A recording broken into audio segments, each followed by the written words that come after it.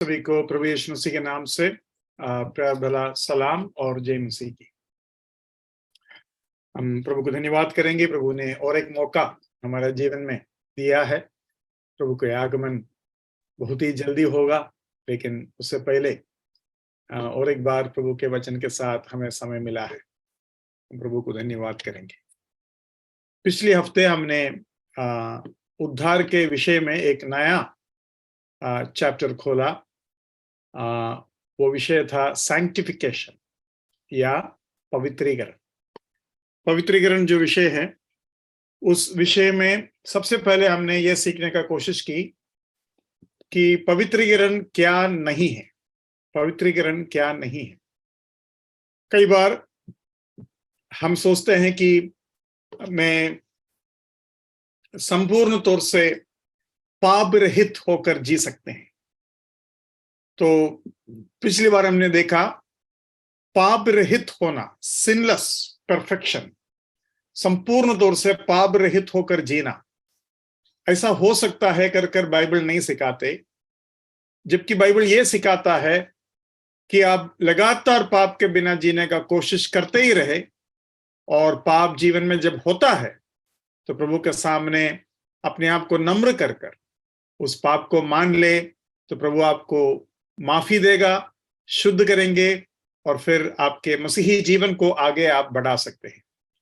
मतलब अगर आपके अंदर ये गलतफहमी है तो उसको हटाना जरूरी है, क्योंकि कई लोग जब जीवन में कुछ हो जाता है या लगातार कुछ हो जाता है, तुरंत वो ये सोचने लगते हैं, क्या मैं प्रभु का बेटा हूं? क्या मेरा उद्धार हुआ है? इतना चूक मेरे से होता है तो ऐसा तो नहीं है कि मैं उद्धार नहीं पाया और मैं नरक में जा रहा हूं। ये विचार किसी किसी के अंदर बहुत ही गलत भावनाओं को ला सकते हैं, जैसे कि मेरा उद्धार हुआ ही नहीं, जैसे कि मैं कोशिश करने से भी फायदा नहीं है, इसलिए छोड़ दो। लेकिन हम जब नहाते हैं और जब गंदा होता है, क्या हम निराश होता है, क्या मैं नहाया था? नहीं, ऐसा नहीं सोचता ना। अगर मैं नहाया था तो फिर मैं गंदा कैसा हो गया? ऐसा नहीं सोचता ना। गंदगी होता है। मैं अक्सर सुसमाचार सुनाते वक्त ऐसा भी लोगों को पूछता हूं, आप में से जो नहाकर आया, आप में से कौन चुनौती दे सकता है कि मैं अगर एक कॉटन का एक टुकड़ा लेकर आऊं और आपके शरीर में कहीं मैं खींचूं और उसमें गंदगी नहीं निकलेगा? बैक्टीरिया और कीटाणु तो होगा ही रहेगा, लेकिन दिखने लायक गंदगी भी आपके शरीर से आराम से निकाल सकेगा, कोई मुश्किल नहीं है। तो अगर एक बार एक शारीरिक काम भी हम संपूर्ण तौर से नहीं कर सकते, तो फिर कैसे हम आत्मिक तौर से ऐसा दावा कर सकते हैं कि मैंने संपूर्ण विजय पाया है? तो ऐसे गलतफहमी से हमें दूर रहना होगा। हाल ही में केरला में एक लड़का, जो अच्छा लड़का था और वो सीए का पढ़ाई कर रहा था, एक दो बार वो फेल हो गया। सीए का पढ़ाई में आप लोग जानते ही है, वो पहला कोशिश में पास नहीं हो सकते। 3 बार, 4 बार, 5 बार कोशिश करने के बाद ही सीए पास होते हैं। तो अक्सर विश्वासी जब सीए फेल होता है, प्रॉब्लम ये रहता है कि कलीसिया में सारे लोग पूछेंगे कि रिजल्ट क्या हुआ, जीता कि नहीं, तो बोलना पड़ेगा कि हारा। तो 1-2 बार या 2-3 बार होने के बाद फिर बड़ा मुश्किल हो जाता है, क्योंकि हारने का जो समाचार देना, क्योंकि प्रार्थना के लिए तो विषय रखता ही है। तो बाद में इन लोगों के अंदर ये चिंता आता है, प्रभु मेरा प्रार्थना नहीं सुनता और मैं इतना मेहनत करता हूं और अच्छा से लिखा भी था, लेकिन फिर भी मैं जो है पास नहीं हो रहा हूं। उसके मतलब प्रभु मेरी बात नहीं सुन रहा है, और इसलिए नहीं सुन रहा है क्योंकि मेरा उद्धार हुआ ही नहीं। अगर मेरा उद्धार हुआ होता तो मेरा जिंदगी में गलतियां नहीं होते और मेरा प्रार्थना प्रभु सुनते।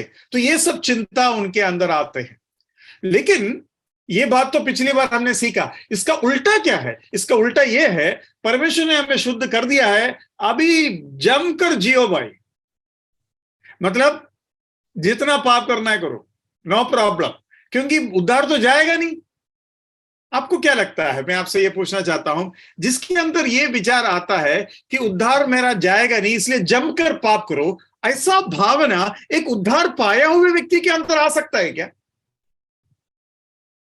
ये भी तो सोचने वाली बात है।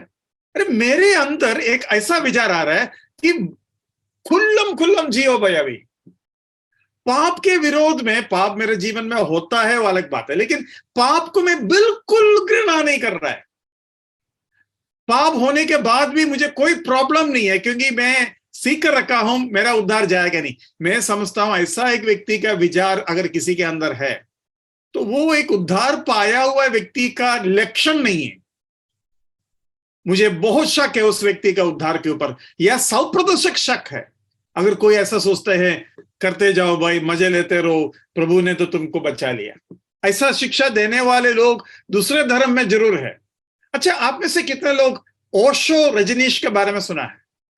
ओशो रजनीश, एक दो, एक टाइम पर बड़ा फेमस था। पुणे में उनका एक आश्रम था। वो अमेरिका वगैरह में बहुत हंगामा मचाया था, लेकिन उधर से फिर उनको निकाल दिया गया। उसके बाद वो यहाँ पुणे में आए और पुणे में बहुत फॉरेनर्स आता था। और मेरा जो, जब मैं नेवी में थे तब मेरा लगभग 1 साल इस ओशो रजनीश के आश्रम के पास में था। मेरा जो ऑफिस थे, जो है मेरा जो काम करने का जगह, वो जगह का नाम गोटपुड़ी ऐसा बोलते ना, या खड़की, खड़की, घोरपड़ी ब्रदर। हाँ सही बताया आपने। उधर आर्म्ड फोर्सेस स्पोर्ट्स कॉलेज है, तो उधर कुछ समय में था। तो ओशो का क्या कहना है मालूम है? ओशो बोलता है हमें पाप करने का इच्छा क्यों होता है? क्योंकि हमको पाप करने को मिलता नहीं है। अगर पाप करने का पूरा आजादी आपको दिया जाएगा और पाप को पाप नहीं मानेंगे तो फिर आप पाप करेंगे नहीं।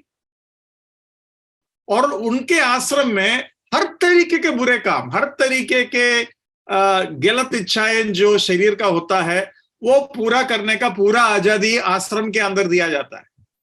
बोलता खुल्लम जियो भाई। और उनका यह है कि अभी पाप का विचार आपके अंदर आएगा ही नहीं, क्योंकि हर चीज का आजादी, अभी मना करने से आपको प्रॉब्लम है ना, मना ही नहीं है, जाओ।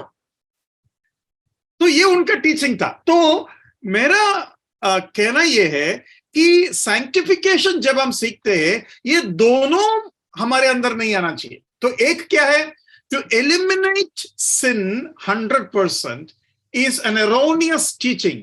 100% पाप के बिना मैं जी सकता हूं, ये गलत विचार है। वैसे ही to enjoy sin in its fullness, पाप को उसके भरपूरी में आनंद उठाओ, ये विचार भी एक गलत शिक्षा है।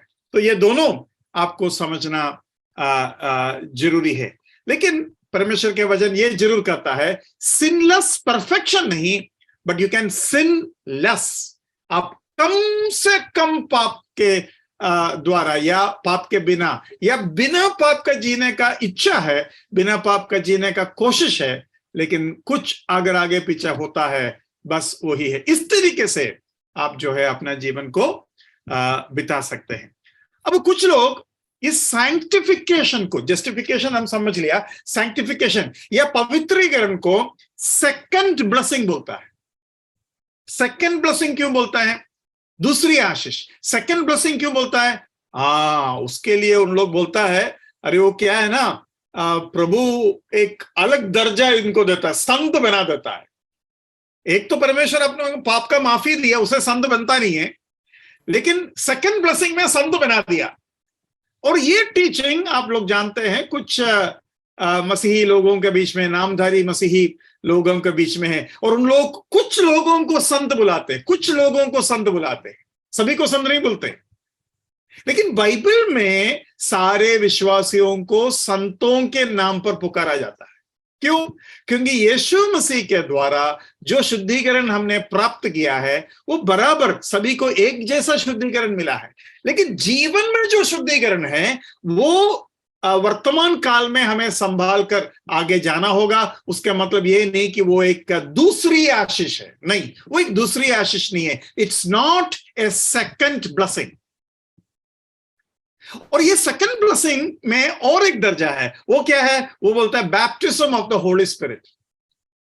शुद्धिकरण का, अगर उद्धार तो पा लिया, प्रभु का बच्चा तो बन गया, अभी बैप्टिज्म, पवित्र आत्मा का बपतिस्मा मिलना है, ऐसा सिखाते हैं। तो पवित्र आत्मा का बपतिस्मा कुछ लोगों को मिलता नहीं है। क्यों नहीं मिलता भाई? अरे कुछ पाप होगा। तो शुद्धिकरण सेकेंडरी ब्लेसिंग है। वो शुद्धिकरण पूरा हो जाता है तो पवित्र आत्मा का बपतिस्मा मिल जाता है। और पवित्र आत्मा का बपतिस्मा मिला कर कैसा पता चलेगा? इनका शिक्षा कैसा है बताइए?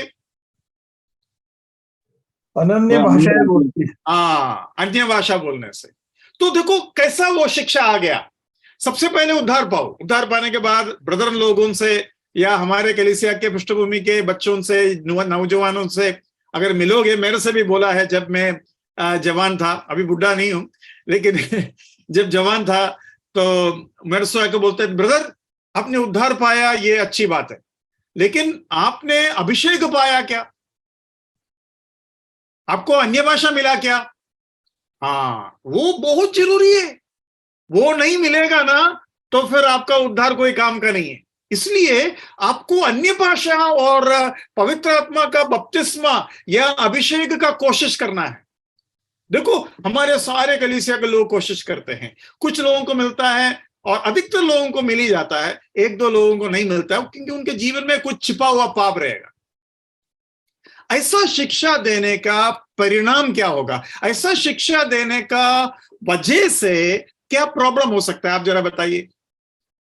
अगर ऐसा शिक्षा कलीसिया में है कि पाप का वजह से आपको बपतिस्मा नहीं मिल रहा है, बपतिस्मा मिलना जरूरी है, तो ऐसा शिक्षा अगर बताएंगे और अन्य भाषा पाप का संपूर्ण शुद्धिकरण का एक निशानी है, अभिषेक का निशानी है कर अगर सिखाया जाएगा, क्या क्या उससे नकारात्मक बातें, क्या क्या गलत बातें या क्या क्या गलत परिणाम उससे हो सकता है?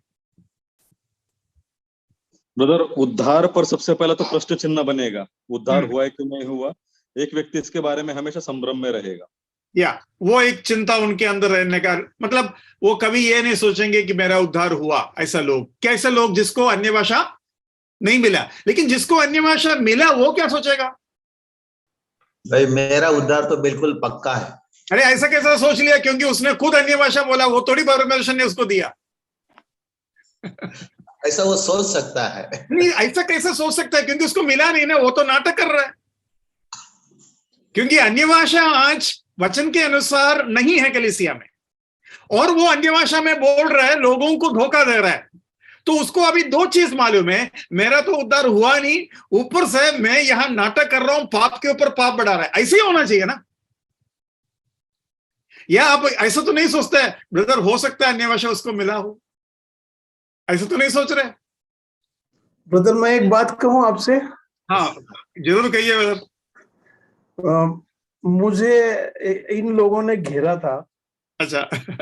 और मैं अन्य भाषा बोल नहीं सका। हाँ। उनके साथ। तो उन्होंने कहा कि आपको अभिषेक नहीं है।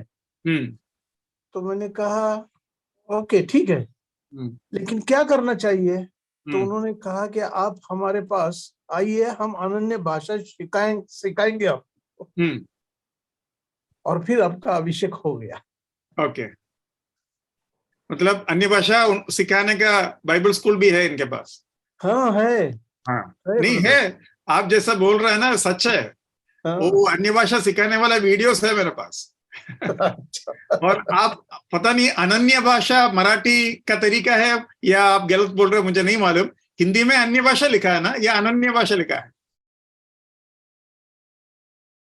अन्य भाषा है।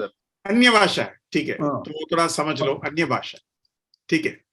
तो एक प्रॉब्लम ये है, मुझे अगर नहीं मिला तो मैं सोचेगा बाकी लोगों को मिला है और मेरा उद्धार में कुछ प्रॉब्लम है, या मेरा शुद्धिकरण में कुछ प्रॉब्लम है, या मेरा कुछ ऐसा पाप है जो प्रभु ने अभी तक माफ किया नहीं। एक वो बात होगी। दूसरा, अरे सभी को मिल रहा है, मैं अन्य भाषा नहीं बोलेगा तो लोग सोचेंगे मेरा उद्धार नहीं हुआ, मेरे को अभिषेक नहीं मिला, तो मुझे क्या करना पड़ेगा? मुझे नाटक करने के लिए मेरे ऊपर प्रेशर बढ़ेगा, मेरे ऊपर दबाव बढ़ेगा। नहीं तो मैं अपने ही माँ बाप और अपने ही अंकल आंटी और भाई बहनों के बीच में कैसे रहूंगा? अभी सोचो, मैं प्रभु का दास हूं और मैं पेंतिकोस्त में हूं और मैं एकदम लगातार अन्य भाषा बोल रहा हूं, तो मेरा दोनों बच्चे सोचेंगे, अरे यार पापा मम्मी आराम से बोल रहे हैं और मैं एक प्रभु का दास का बेटा होकर मैं नहीं बोल पा रहा हूं, तो लोग क्या सोचेंगे, मेरा पापा क्या सोचेगा? और उन लोग सोच रहे मेरा पापा सच बोल रहा है या सच्ची में अन्य भाषा बोल रहा है। कितना दबाव इन बच्चों के ऊपर आता है। और वैसा ही पेंतिकोस्त लोगों के बीच में 99% लोग अन्य भाषा बोल रहे, जबकि बाइबल में साफ साफ लिखा है कि सभी अन्य भाषा नहीं बोलेंगे। 99% बोलता है, जबकि बाइबल में लिखा है कि सभी लोगों को सारे वरदान नहीं दिया जाता, कुछ लोगों को कुछ और कुछ लोगों को कुछ दिया जाता है। सभी लोगों को नहीं मिलेगा, जब था तभी के बाद, और अभी तो है ही नहीं। तो वो बात भी हमें समझना है। लोग अपने आप को धोखा देकर ये काम करने का दबाव में आ जाएंगे और जिसको नहीं मिलता है वो सारे लोगों के नजर में गिरा दिया जाएगा, उनको नीचा दर्जा में देखा जाएगा और उससे बचने के लिए लोग अपना नाटक करने में मजबूर हो जाएगा। और जो कहता है मुझे मिला, मैं ऐसा भी भाई बहनों को मिला है जो कहता है मुझे मिला, वो मेरे से बोलता है ब्रदर हमारे लिए प्रार्थना करो कि हमें और मिले। मैंने बोला मैं उनसे पूछा आपको तो ऑलरेडी मिला हुआ है, अभी क्या प्रॉब्लम है? वो क्या है ना, मतलब हमेशा नहीं मिलता। तो बोलता है, मैं पूछा उनको कब मिलता है? वो क्या है ना ब्रदर, कुछ जोशीला व्यक्ति लोग हमारा साथ रहेंगे तब जाकर थोड़ा बहुत हमको मिलता है, नहीं तो नहीं मिलता। मतलब इस जोश के सिलसिला में ये बातें होता है, ये नॉर्मल से नहीं होता है। इसके लिए हेवी म्यूजिक चाहिए, स्पीड चाहिए और ताली चाहिए और हल्ला चाहिए और जोशीला पास्टर्स चाहिए, और तब जाकर कई लोगों को मिलता है। लेकिन कुछ ऐसे हैं जो नाटक करते हैं, उनको तो हमेशा मिलता है। लेकिन प्रॉब्लम, सबसे बड़ा प्रश्न इनसे हम ये पूछ सकता है, बाइबल में लिखा है कि अन्य भाषा बोलने से आत्मिक उत्तेजना या आत्मिक पोषण या स्पिरिचुअल एडिफिकेशन होता है। तो उनको हम पूछ सकता है कि आप अन्य भाषा बोलने से स्पिरिचुअल एडिफिकेशन मतलब आत्मिक चीजों को समझ मिलता है, आपको क्या समझ मिलता है? वो एक प्रश्न के सामने इन लोग पूरे के पूरे चूक जाता है, क्योंकि उन लोग खुद कहता है अन्य भाषा बोलते वक्त हम क्या बोल रहे कर हमें नहीं मालूम। अगर आपको क्या बोल रहे कर नहीं मालूम, तो फिर स्पिरिचुअल एडिफिकेशन दूसरों को तो मिल ही नहीं रहा है और आपको भी नहीं मिल रहा है। तो जो स्पिरिचुअल एडिफिकेशन आत्मिक तरीके से आपको पोषण नहीं दे रहा है, उस चीज को कर क्या फायदा? ना दूसरों को फायदा हो रहा है, ना आपको फायदा हो रहा है, बस ये तसल्ली मिल रहा है कि मैंने बोला, तो उससे कोई फायदा नहीं मिलता। ये सेकेंडरी ब्लेसिंग के ऊपर देखो, एक उपदेश जब गलत हो जाता है, उससे जुड़ा हुआ कितने बातें आता है, कितने बातें। अच्छा, अभी अन्य भाषा जमकर बोलने वाला एक व्यक्ति अचानक एक बहुत बड़ा पाप में गिर गया और वो पाप में वो जी रहा है, लेकिन तभी भी अन्य भाषा बोलते रहेंगे। 1 साल 2 साल के बाद वो पकड़ा गया। पकड़ा जाने के बाद लोग सोचेंगे, अरे ये तो बड़ा नेता था, ये अन्य भाषा में बोल रहे थे और ये पाप में 2 साल से जी रहा है, तो ये अन्य भाषा कौन सा अन्य भाषा था, है ना? तो पूरे इनका जड़ निकल जाता है, मतलब पूरे तरीके से ये हिल जाता है। जो विश्वासी, जो साधारण बच्चे, नौजवान लोग उस कलीसिया में है, वो पूरा हिल जाता है, क्योंकि इतना धोखा कैसा होगा। मैं हमेशा शुरू में ऐसा सोचता था, बाइबल में लिखा है अंत के दिनों में बहुत सारे लोग चमत्कार दिखाकर तुम्हें धोखा देगा, चमत्कार और वरदानों के द्वारा तुम्हें धोखा देगा। तो मैं ये चीज का तसल्ली पा रहा था कि कम से कम हमारे बीच में ये धोखा तो नहीं हो सकता। धोखा हो सकता है कई तरीके से, लेकिन चमका कर कोई हमको धोखा नहीं दे सकता, क्योंकि हमारे बीच में ये चीज नहीं है। इतना तो फायदा है ना, बाकी का तो चलो अब देखेंगे। लेकिन कम से कम अभी भविष्यवक्ता खड़ा हो जाता है, सभी लोग डर जाते हैं। आपको मालूम है, मैं कभी बार इनके लोगों से मिलते हैं तो या सोचो कि मैं एक पेंतिकोस्त परिवार में हूं, तो अचानक एक भविष्यवक्ता आ गया, तो ऐसा परिचय दिलवाते, ब्रदर ये एक भविष्यवक्ता है, अभी भविष्यवक्ता एलिशा हो गया, एलिया हो गया, जरमिया हो गया, दानियल हो गया, मूसा हो गया, अभी ये लोग कुछ बोल देंगे तो गड़बड़ है ना, तो लोग डर जाते हैं, लोग हिम्मत के साथ कुछ बोलते नहीं है। इन लोग कोई भी उपदेश सिखाए, ये लोगों के विरोध में कोई खड़ा नहीं होता, क्योंकि ये बहुत ऊंचे दर्जा वाले लोग माना जाता है। लेकिन देखो, ये भी एक प्रॉब्लम है। एक भविष्यवक्ता बहुत ही ऊंचा दर्जा का व्यक्ति है कर मानने के लिए बाइबल में नहीं लिखा है, प्रभु का दास है बस, लेकिन नहीं, ये भविष्यवक्ता है। तो ये गड़बड़ी भी उसमें होता। अभी ये सेकेंडरी ब्लेसिंग के लिए इन लोग एक वचन उठाते हैं, ये बहुत ही दिलचस्प बात है। एक वचन है जहां ये सेकेंडरी ब्लेसिंग का उल्लेख किया है, जरा सा हम उसको देखेंगे। 2 कोरिन्थी 1:15। इसी भरोसे में चाहता था कि पहले तुम्हारे पास आऊं कि तुम्हें एक और दान मिले। हाँ, एक और दान एक और दान मिले। देखा, यही है अन्य भाषा, यही है अभिषेक, यही है शुद्धिकरण। लेकिन अगर शुद्धिकरण ये है, ये 2 कोरिन्थी में हमने पढ़ा, शुद्धिकरण तुमको मिल गया कर 1 कोरिन्थी में ही पौलुस ने लिख दिया, ऐसा कैसे हो सकता है फिर? है कि नहीं? अगर ये शुद्धिकरण है तो 1 कोरिन्थी में ही लिख दिया है, तुम्हें मिल गया। अगर ये अन्य भाषा है तो 1 कोरिन्थी में ही अन्य भाषा पूरे कोरिन्थी के विश्वासियों को था कर पौलुस बोलते हैं, तो ये नहीं हो सकता ना।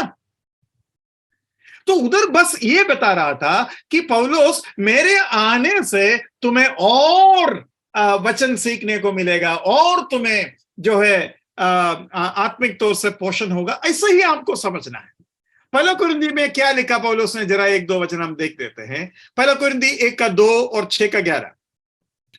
परमेश्वर की उस कलीसिया के नाम जो कुरिन्थ में है, अर्थात उनके नाम जो मसीह यीशु में पवित्र किए गए और पवित्र होने के लिए बुलाए गए हैं। हाँ, और पवित्र किए गए लोग और पवित्र होने के लिए बुलाए गए लोग, मतलब पवित्र किए गए हैं और लगातार पवित्रता में चल रहा है। अच्छा, 6:11 पढ़िए। और तुम में से कितने ऐसे ही थे, परंतु तुम प्रभु यीशु मसीह के नाम से और हमारे परमेश्वर के आत्मा से धोए गए और पवित्र हुए और धर्मी ठहरे। हाँ, पवित्र हुए। तो परमेश्वर का काम 1 कोरिन्थी के पत्रिका लिखते वक्त ही पौलुस ने साफ साफ कर दिया, तुम पवित्र है, तुम्हारा पवित्रीकरण चल रहा है, और ये परमेश्वर का काम है। तो उसमें कोई शक हमें होने का जरूरत नहीं है। और ये बैप्टिज्म के संबंध में भी हमें सोचने की जरूरत नहीं है। बैप्टिज्म के संबंध में भी हम 2 वचन को उठाएंगे। सबसे पहले आप 1 कोरिन्थी 12:13 निकालिए। क्योंकि हम सब ने, क्या यहूदी हो क्या यूनानी, क्या दास हो क्या स्वतंत्र, एक ही आत्मा के द्वारा एक देह होने के लिए बपतिस्मा लिया, और हम सबको एक ही आत्मा पिलाया गया।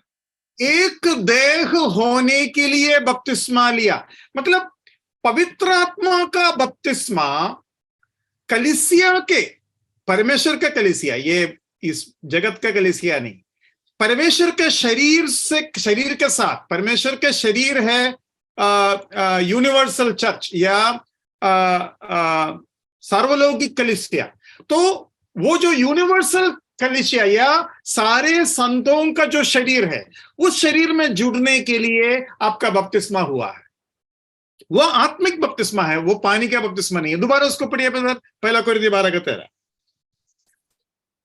क्योंकि हम सबने, क्या यहूदी हो क्या यूनानी, क्या दास हो क्या स्वतंत्र, एक ही आत्मा के द्वारा एक देह होने के लिए बपतिस्मा लिया, और हम सबको एक ही आत्मा पिलाया गया। हाँ, वो जो बात है, सबको पिलाया गया। अब में से कुछ लोगों को नहीं पिलाया, बाकी मेन लोगों को पिला चुका है, 1-2 बचा हुआ, ऐसा लिखा नहीं है। उद्धार पाया है तो एक आत्मा के द्वारा बपतिस्मा और एक आत्मा का पिलाया जाना, ये दोनों काम उसमें हो जाता है, और उसके द्वारा हम यीशु मसीह का शरीर के अंग बनते हैं। तो हम जो है ये सेकेंडरी ब्लेसिंग को, ना पवित्रीकरण, ना अन्य भाषा, ना बपतिस्मा को कुछ भी समझना है, ये लोग घुमा फिरा कर उनके शिक्षा को लाने का कोशिश कर रहा है। ये परमेश्वर के साथ भी इन लोग जबरदस्ती कर रहा है, क्योंकि परमेश्वर जो चीज नहीं दे रहा है वो दे रहे कर कर जब बोलता है तो उससे बहुत गड़बड़ियां होता है। और कितने लोग, आत्मिक लोग, इस पाप में आज जी रहा है क्योंकि उनको ये नाटक करना पड़ता है। प्रभु आपको और मुझे सहायता करे कि इतना बड़ा गलती से हम जो है बचना जरूरी है। पिछली बार मैंने बताया था,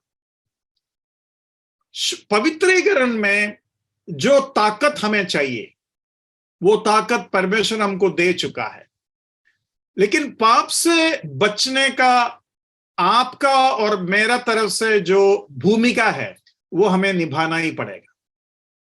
काइन के सामने परमेश्वर कहा, पाप तेरे द्वार पर खड़ा है, तुम्हें उसके ऊपर राज करना है, you have to rule upon it.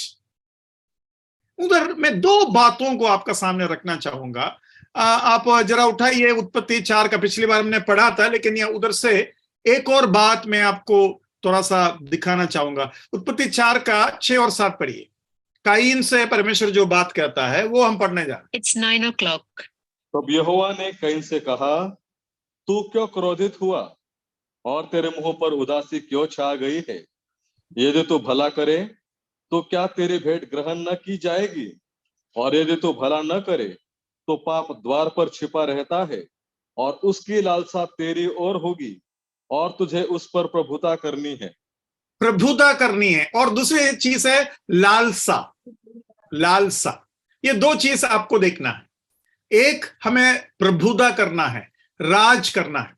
अब ये जो लालसा जो शब्द है वो इंग्लिश में डिजायर करके लिखा है, desire. It's desire is upon you and you have to rule upon it. तुम्हें राज, प्रभुता करना होगा, और उसका डिजायर, उसका लालसा तेरे ऊपर है। मतलब वो चाहता है वो तुम्हारा ऊपर प्रभुता करे, वो तुम्हें कंट्रोल करे, वो अपने इच्छाओं को, अपने बातों को तुम्हारे द्वारा प्राप्त करे। जो वो करना चाहते हैं वो तुम्हारे द्वारा प्राप्त करे। पाप का ये लालसा है। इतने बात समझ में आ गया? अभी यही शब्द आपको दूसरा एक पृष्ठभूमि में पढ़ने को मिलेगा। उत्पत्ति 3 का 16 पढ़िए। फिर स्त्री ने उससे कहा, मैं तेरी पीड़ा और तेरे गर्भवती होने के दुख को बहुत बढ़ाऊंगा। तू पीड़ित होकर बालक उत्पन्न करेगी और तेरी लालसा तेरे पति की ओर होगी और वो तुझ पर प्रभुता करेगा। हाँ, उधर भी दोनों शब्द आ गए, आपने ध्यान दिया? हाँ, तेरी लालसा तेरी पति के, हाँ दोबारा पढ़िए बदल, तेरी लालसा तेरे पति की ओर होगी। Your desire shall be for your husband. और हमने 4 के साथ में पढ़ा, and it's desire is for you. पाप के लालसा तुम्हारे ऊपर, और औरत या क्या बोलते पत्नी के लालसा तुम्हारे ऊपर। उससे क्या आपको समझ में आता है? और उधर लिखा है कि तुम्हें प्रभुता करना होगा, कैन को बताया, और यहां क्या बोलता है? वो तुम्हारे ऊपर प्रभुता करेंगे। क्या समझ में आया? मतलब ये स्वाभाविक है बहनों के अंदर भाइयों को कंट्रोल करने का एक स्वाभाविक, एक नेचुरल टेंडेंसी है, और उस नेचुरल टेंडेंसी गलत नहीं है, वो ऐसे ही होगा। बाइबल में लिखा है ऐसे ही है, ऐसे ही होगा। लेकिन तुम्हारा पति मानेगा तभी तो, तुम्हारा पति तुम्हारे ऊपर राज करेगा। मतलब ये हमारा हालत है, ये कंडीशन है।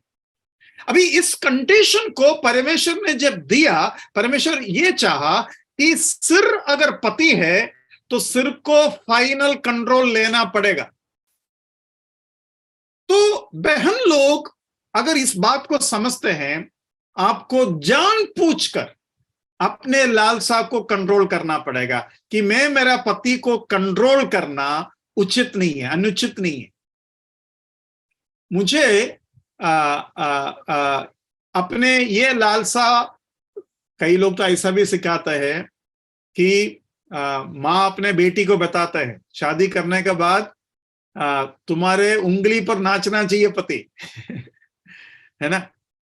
अगर कोई पत्नी, अगर कोई बहन ये सोचती है कि मैं इस बात पर कामयाब हो चुका हूं, मेरी बात पूरे तरीके से मेरा पति मानते हैं या पति को मैं अपना कंट्रोल में रखा हूं, मैं वचन के अनुसार आपको कहना चाहता हूं, परमेश्वर इस बात को देखकर खुश नहीं है। यहां हमें यह देखना होगा कि एक आत्मिक बहन जानबूझकर भाई को या पति को प्रभुता या निर्णयों को लेने का आजादी और इज्जत देने का कोशिश करते रहेंगे, और पति ये समझते हुए कि मुझे प्रभु ने घर का सिर बनाया है और इसलिए मुझे निर्णय लेना होगा, और इसलिए मेरा पत्नी इस तरीके से मुझे निर्णय लेने का मौका दिया जा रहा है और वो लेना चाहिए। अगर ऐसा नहीं होता है तभी भी आपका चिंता ये नहीं कि मुझे कंट्रोल किया जा रहा है या मैं प्रभुता करूंगा, उससे बढ़कर ये चिंता होना चाहिए ये वचन के अनुसार नहीं हो रहा है, परमेश्वर की इच्छा के अनुसार नहीं हो रहा है। और हो सकता है, ऐसा जरूर हो सकता है कि कुछ बहन लोगों को पति से ज्यादा क्या बोलते हैं काबिलियत होगा, लेकिन डिसीजन मेकिंग और लीडरशिप हमेशा किसको देने का है? पति को देना है। अभी उसका एक अच्छा एग्जाम्पल मैं बताता हूं। मंत्री 10वीं पास भी नहीं होगा, लेकिन मंत्री का असिस्टेंट आईएएस ऑफिसर है। काबिल कौन है?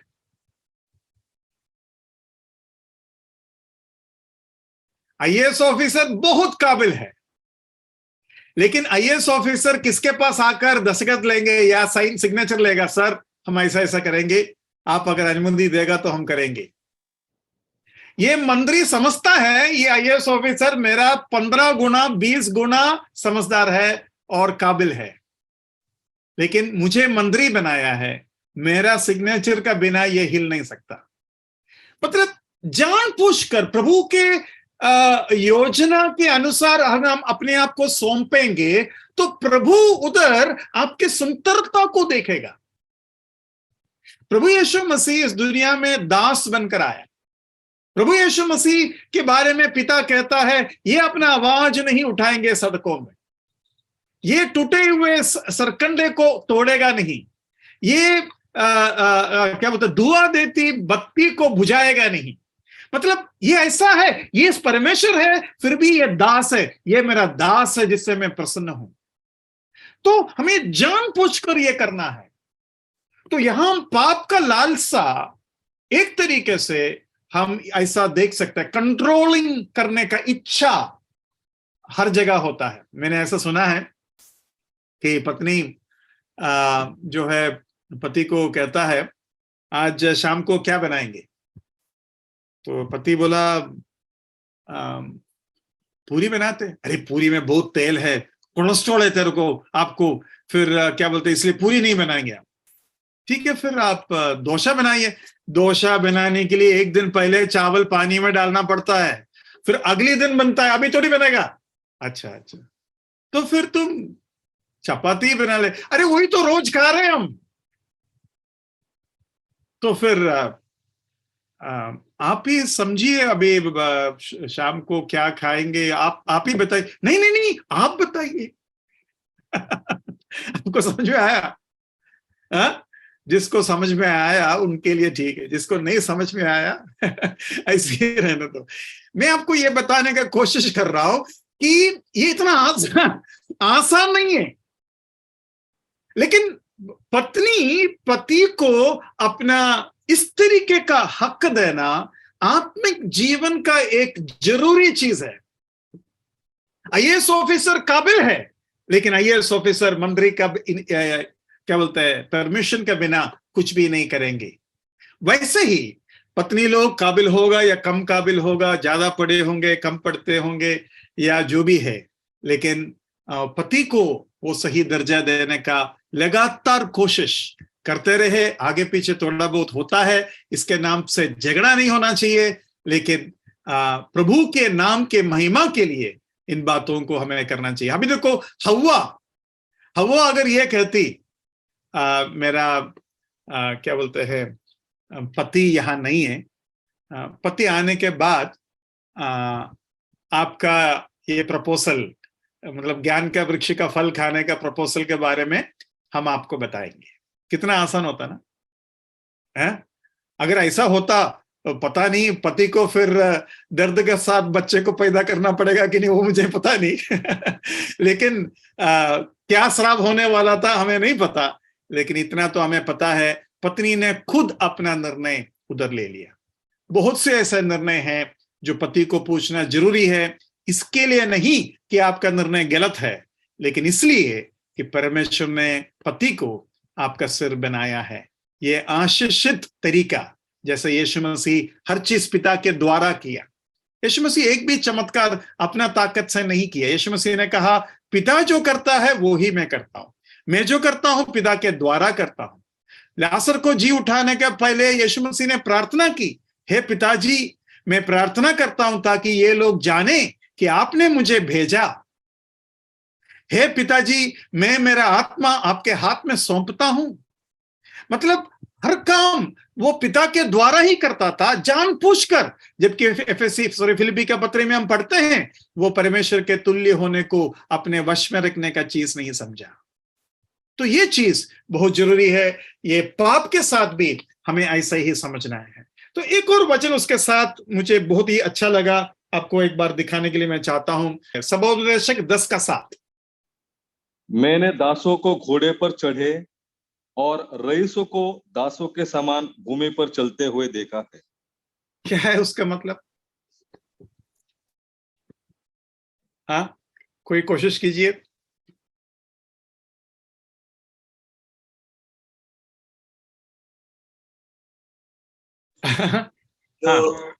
जो जहां पर होना चाहिए वो वहां नहीं है, और जो जहां पर नहीं होना चाहिए वो वहां पर है। हाँ, मतलब पति को पत्नी और पत्नी को पति नहीं होना चाहिए, है ना? वैसे ही मसीही जीवन में शरीर, देखो पुरुष को पत्नी का सिर बताया और पत्नी पुरुष का शरीर बताया। वैसे ही शरीर और आत्मा के तुलना में आत्मा है नेतृत्व में आना चाहिए, हमारे अंदर के आत्मा, और हमारे शरीर उस आत्मा का कहना के अनुसार जीना चाहिए। आत्मा है मालिक, शरीर नहीं। तो मैं जो जॉर्ज मैथ्यू है वो एक आत्मा है, उस आत्मा को परमेश्वर ने एक शरीर दिया है। अभी शरीर घोड़े के ऊपर चल रहा है और आत्मा जमीन पर चल रहा है। मतलब शरीर अपना इच्छा कर रहा है, शरीर अपना मर्जी कर रहा है, शरीर का लालसा पूरा हो रहा है, और आत्मा जो है नौकर जैसा घूम रहा है। प्रॉब्लम हुआ कि नहीं? तो आत्मिक तौर से मैंने पिछली बार भी आपको बताया कि आपको राज करना है पाप के ऊपर। मतलब आत्मा को राज करना है, किसके ऊपर? शरीर के ऊपर। शरीर है। तो हमको यह समझना है कि मेरा जीवन में क्या मैं मालिक हूं? अभी यहां दूसरा एक प्रॉब्लम है। पति का प्रभुता करना हम जानते हैं, लेकिन आत्मा का प्रभुता शरीर के ऊपर करना हम नहीं जानते। आपको बात समझ में आ रहा है? आपको बात समझ में आ रहा है? मतलब कई भाई लोग एक अच्छा पति बन पा रहे हैं, अच्छा पति मतलब प्रभुता करने के वास्ते, लेकिन वही पति अपने शरीर के ऊपर जो आत्मिक जीवन होता है उधर वो राज नहीं कर रहा है ना? तो असली राज तो उधर होना चाहिए। अभी देखो दाऊद एक बहुत बढ़िया राजा है, लेकिन शरीर राज कर रहा है या आत्मा राज कर रहा है दाऊद का? सुलेमान बहुत ही ज्ञानी राजा है, लेकिन शरीर राज कर रहा था या आत्मा राज कर रहा था? ये तो सच है कि दाऊद के जीवन में आत्मा कई बार राज कर रहा था, शरीर नहीं राज नहीं कर रहे थे, लेकिन कई बार शरीर जो है आत्मा को ऊपर हमला कर रहा था और दाऊद पाप कर रहे थे। लेकिन सुलेमान के जीवन में तो एक बहुत बड़ा हिस्सा हम देखते हैं कि उसी ने ये लिखा ना सबोपदेशक उसी ने लिखा। है ना। शायद उसी ने अपना ही हालत देखकर ये बोला होगा, है रईस लोग चल रहे और नौकर जो है घोड़े के ऊपर चल रहा है। प्रभु आपको और मुझे अपने खुद के जीवन को देखने का क्या हालत है। अगर मेरा जीवन को दिखाना है तो कैसा दिखाऊं? मैं घोड़े पर हूं या जमीन पर हूं? मैं राज कर रहा हूं या मैं सेवा कर रहा हूं? बाइबल में लिखा है ना, पाप करने वाला पाप का दास है। दास है। पाप का दास है। पाप करने वाला पाप का दास है। मुझे लगता है हम में से कई लोग घोड़े के ऊपर कभी चढ़ा ही नहीं। हमको चढ़ना आता ही नहीं। हमको घोड़े पर चढ़ना शायद डर लगता है। हम बोलते हैं जमीन में ही सही है। नहीं, आत्मिक तौर से हमें अपने जीवन का एक चित्र बनाना है। मैं अक्सर, शायद मैंने आपको कहा था, एक जीवन का चार्ट बनाओ। रोज एक पेपर निकालो और रोज आप जो करते हैं उसका एक चार्ट बनाओ। उस चार्ट में अगर आप अच्छा कर रहा है तो लाइन ऊपर जाना चाहिए, और प्रार्थना कर रहा है, अच्छा काम कर रहा है, लेकिन कुछ गलत हो गया तो नीचे लाइन आना चाहिए। गुस्सा, गाली, झूठ, गलत चीज, सब समय को बर्बाद करना तो नीचे आना चाहिए।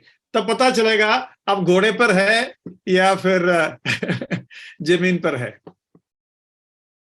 आप ऐसा बना सकते हैं। एक नोटबुक ले लो, रोज एक पेपर के ऊपर वो बना दो। शाम तक आपको पता चल जाएगा, एक घंटे का या आधा घंटे का टाइम जो है कैसा आप बिताते हैं। उसके ऊपर आप एक ग्राफ बनाओ, आपको आइडिया मिलेगा।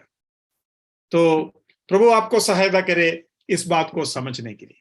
अभी पवित्रीकरण का दो तरीके से हमें समझ सही रूप का मिलना चाहिए। अभी तक मैं नकारात्मक या नेगेटिव मीनिंग बता रहा था। पॉजिटिव मीनिंग में दो चीजें आना चाहिए। एक ये है, बेसिक मीनिंग ये है, टू सेट अपार्ट, मतलब अलग करना। हम अभी तक पवित्रीकरण को, शुद्धिकरण को जो सोच रहा था, उससे एक अलग मीनिंग है ग्रीक भाषा में, वो है सेट अपार्ट, अलग करना। एक्चुअली शुद्धिकरण भी अलग करना ही है। मतलब गंदगी को लगने मत देना। गंदगी लगने का संभावना जहां है उससे दूर रहना, अलग रहना। शुद्धिकरण, आप बताइए, आप व्हाइट और व्हाइट पैंट और शर्ट पहनकर जा रहे हैं, तो आप अपने आप को शुद्ध रखना चाहेंगे, तो आप क्या करेंगे? कहीं भी जाकर बैठेंगे नहीं, कोई भी चीज पे हाथ छुएगा नहीं। अगर हाथ छू भी लिया तो शर्ट को छुएगा नहीं, क्योंकि व्हाइट एंड व्हाइट है। और ये मैं ज्यादा समझता हूं क्योंकि हम नेवी में थे। नेवी में हमारा कैप व्हाइट है, शर्ट व्हाइट है, बेल्ट व्हाइट है, पैंट व्हाइट है, सॉक्स व्हाइट है, शू व्हाइट है। अभी क्या करेंगे बोलो?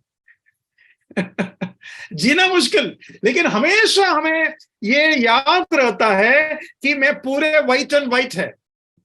तो उसका वजह से हम कहीं भी जाके बैठेंगे नहीं। आप देख लेना, अगर आप कहीं मुझे मीटिंग में बुलाएगा, बैठने से पहले मैं एक बार उंगली घुमा लेता हूं देखने के लिए कितना धूल इस टेबल में है। शायद सूबेदार मेरे को मालूम है, देखा होगा शायद। तो मैं आपको ये बताने का कोशिश करता हूं कि सेट अपार्ट जो मीनिंग है वो शुद्धिकरण का एक सही अर्थ है। शुद्धिकरण मतलब हम धोने के बारे में सोचते हैं, लेकिन परमेश्वर ने हमें शुद्ध कर चुका है, अभी गंदा नहीं होना है, उसके बारे में हमारा सोच है। और बाइबल में कम से कम मैं आपको 11 पृष्ठभूमि बता सकता हूं जहां हम अलग करने के बारे में, अलग रहने के बारे में, टू सेपरेट, जो अर्थ बताने वाले रूप से वचन को हम देख सकते हैं। आज 3-4 वचन देख लेते हैं, हमारे पास टाइम कम है। उसके बाद आपको अगर कुछ पूछना है तो पूछने के लिए मैं टाइम देना चाहता हूं। सबसे पहले अलग करने के बारे में हम पढ़ते हैं उत्पत्ति 2:3 में। कोई एक भाई व्यवस्था विवरण 5:12 भी निकाल सकते हैं। उत्पत्ति 2:3 पहले पढ़िए। और परमेश्वर ने 7वें दिन को आशीष दी और पवित्र ठहराया, क्योंकि उसमें उसने सृष्टि की रचना के अपने सारे काम से विश्राम लिया।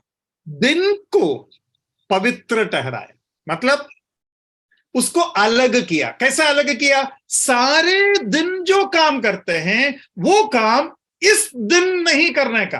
देखो अलग करने का तरीका देखो। अलग करना मतलब बाकियों से तुम्हें हटा कर रखना। इस दिन को हटा कर रख दिया। सारे लोगों सारे दिन में जो काम करते हैं वो इस दिन नहीं करने का।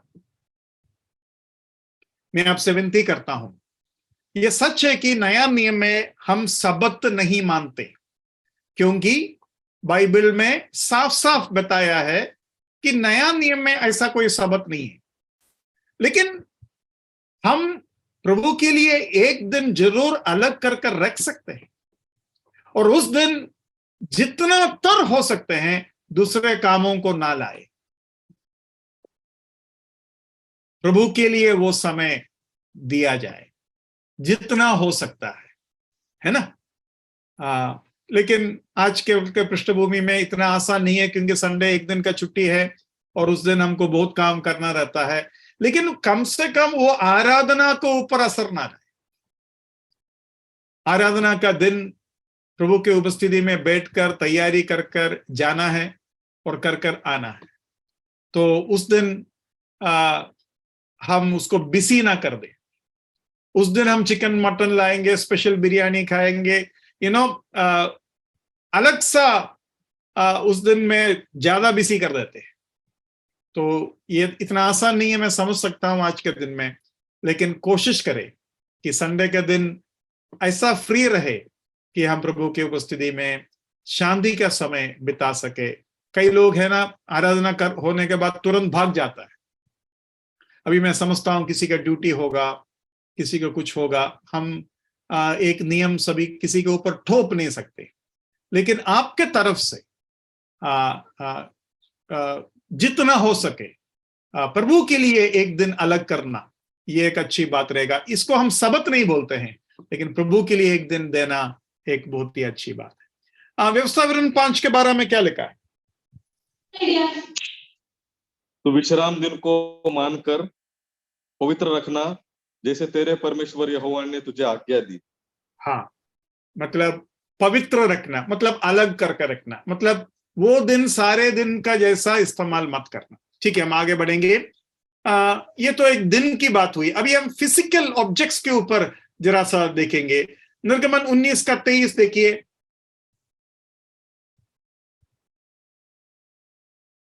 निर्गमन 19 का 23। मूसा ने यहोवा से कहा, वे लोग सिनै पर्वत पर नहीं चढ़ सकते। तूने तो आप हमको यह कहकर चिताया कि पर्वत के चारों ओर बाड़ा बांधकर उसे पवित्र रखो। पवित्र रखो मतलब अलग रखो। देखा, आप पहाड़ को पवित्र कर सकते हैं क्या?